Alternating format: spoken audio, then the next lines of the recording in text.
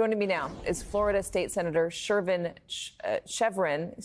Jones. He was an educator at Broward County and has a PhD in educational leadership from Florida Atlantic University. He also serves on President Biden's board of advisors on historically black colleges and universities.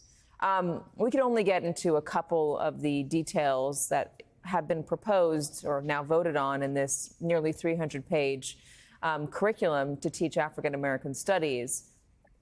Is that, though, the flavor of this? I mean, are these just three weird examples, or is that the flavor of this entire document?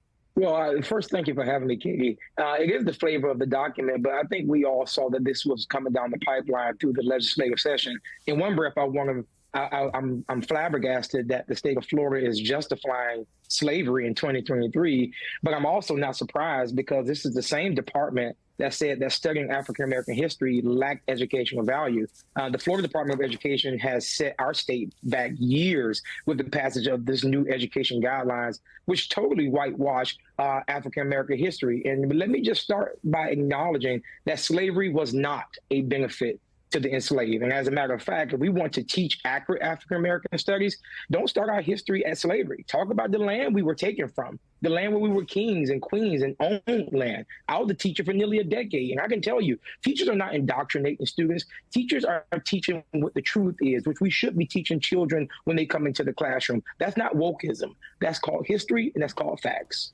Education Commissioner Manny Diaz argues that the changes to this curriculum make it, quote, more robust.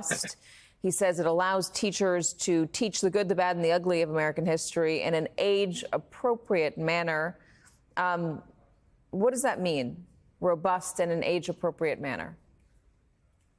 I'm not sure what robust and age-appropriate means, but I do know that teachers, when they go through standards training, when they go through their new teacher orientation or teaching orientation, they go through a series of how to teach these different things. And teachers are already teaching, which is age-appropriate. We know not to go into a pre-K classroom and talking about certain things that would probably scare those students in that nature, but yet and still being able to give them the opportunity for a diversity of thought. I can't speak to that, but what I can say is that yesterday they spent 4 hours talking about the whitewashing of African-American history and railroading against LGBTQ students, but they did not talk about the teacher shortage in Florida. They did not talk about the reading proficiency gap that we're dealing with in Florida. They did not address the further resources to help students recover from the COVID slide. This robust and all these words that the department is using is not helping solve the problem that we should be dealing with in the state of Florida when it comes to our education system. This was voted on unanimously. What do you think this is born from? Why make these changes? Well, first of all, let's be clear. It was voted on unanimously by individuals who were all appointed by Governor DeSantis.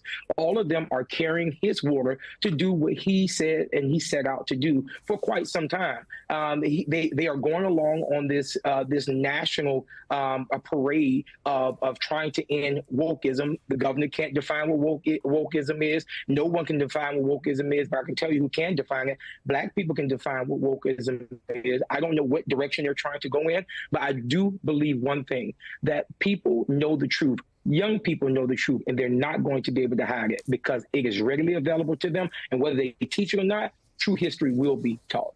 Florida State Senator Chevron Jones, thank you very much, sir, for joining us. I appreciate it.